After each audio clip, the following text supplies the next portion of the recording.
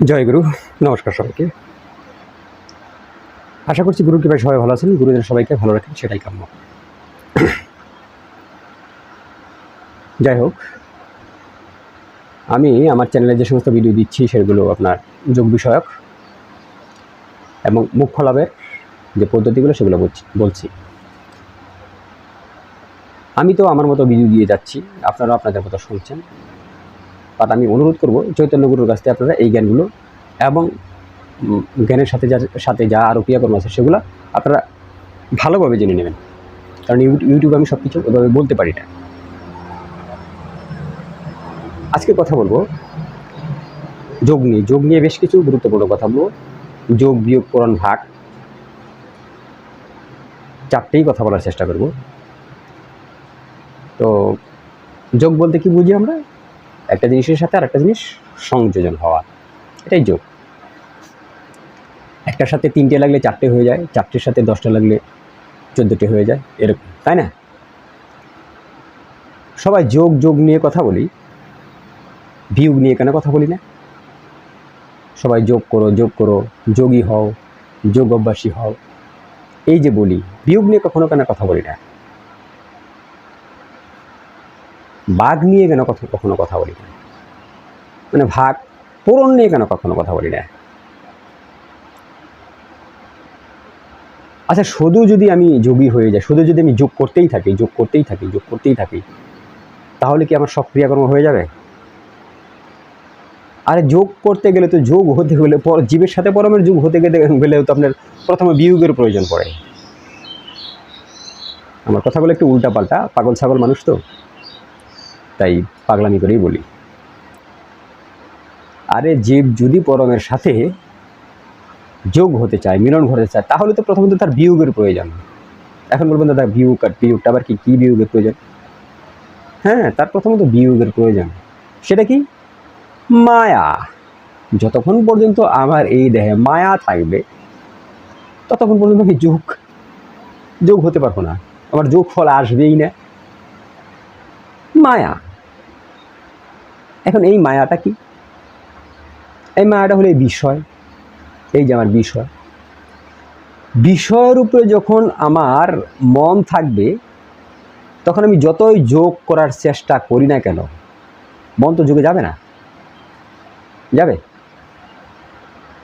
যাবে না, যাওয়ার কোনো প্রশ্নই পড়ে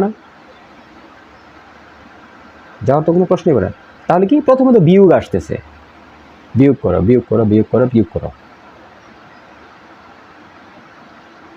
তারপরে কি? ভাগ আসতেছে, ভাগেরও প্রয়োজন আছে। সেটা কিরকম?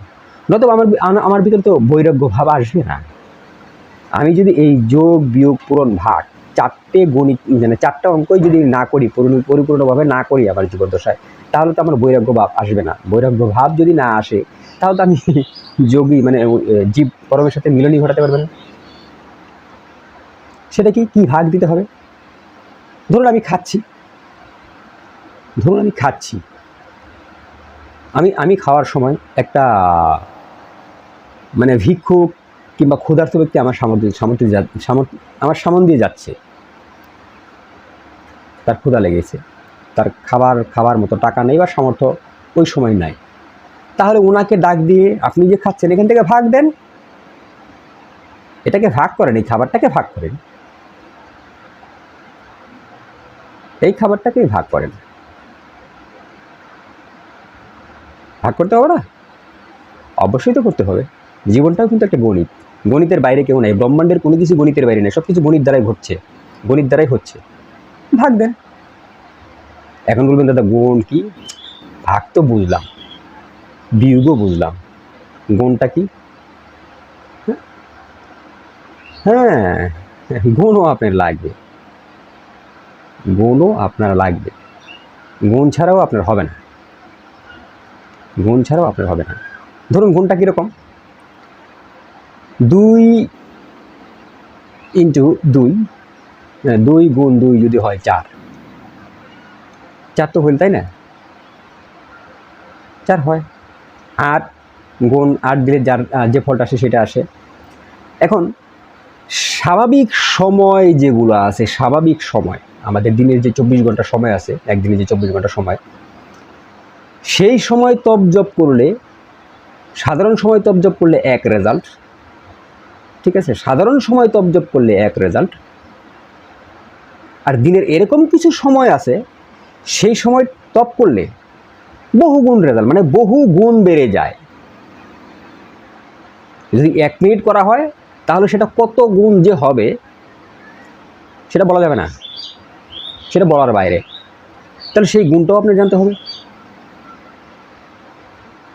সেই গুণটাও আপনার জানতে হবে। তার মানে কি, নির্দিষ্ট কিছু সময় আছে যেই সময় আমি তপ জপ সাধনা করলে কয়েক গুণ বেড়ে যাবে, গুণের প্রয়োজন আছে। ওই টাইমটা আমাকে ফিক্সড জেনে নিতে হবে যে এই টাইমে আমার তপ জপ করতে হবে, এই টাইমে আপনার তপ জপ করলে আপনি গুণফলটা ভালো পাবেন, গুণফলটা ভালো পাবেন। তাহলে যদি আপনি যোগ করতে চান, প্রথমত এই 3টাকে আপনাকে ভালোভাবে বুঝতে হবে, তাহলে আপনার যোগ আসবে। এখন যোগে যোগে কিন্তু আবার বিয়োগ হয়ে যাচ্ছে, যুগে যুগে বিয়োগ আসে না, যুগে যুগে বিয়োগ হয়ে যাচ্ছে। যখন যুগে যুগে বিয়োগ ঘটে যাবে তখন মনে করেন সবকিছু ঘটে গেল।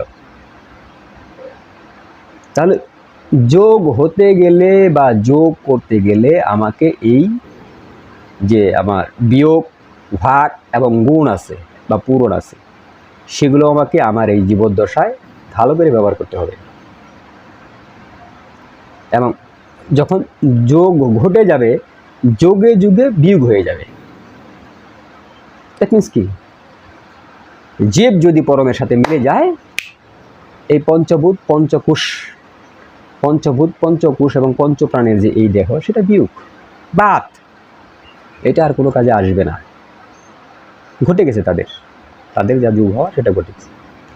জীব যদি পরমের সাথে মিলে যায়, যোগে যোগে বিয়োগ, তারা যুগ হয়ে গেছে, বডিটা পড়ে রয়েছে, বডিটা বিয়োগ, বডিটা আর কোনো কাজেই আসবে না।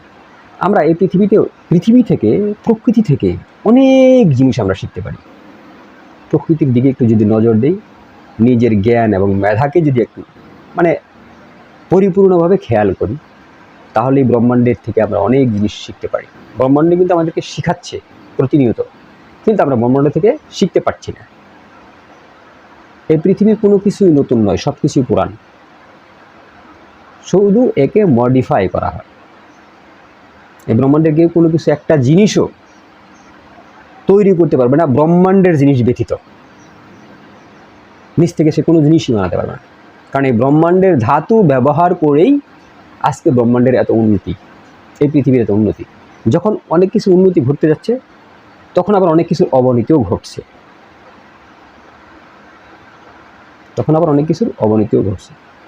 যাই হোক, যোগ বলার কারণে আজকে আমি যুগের একটা ফর্মুলা বললাম।